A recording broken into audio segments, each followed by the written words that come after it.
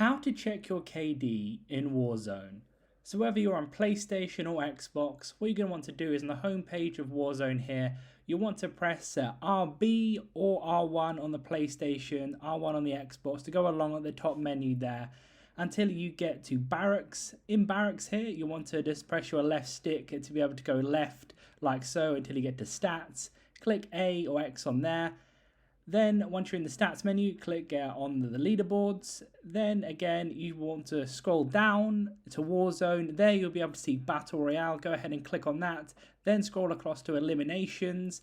Then there you will see your KD ratio. It's called your elim / death ratio. That one there. So for me it's 0.82, so not very good. But you can see it in there. You can go back and then do it in each individual mode. So the regular Battle Royale, Resurgence, and also Plunder as well. Any other game modes different that will be in there too. That's how it's done. Leave a like on the video if it helped and subscribe for more helpful videos.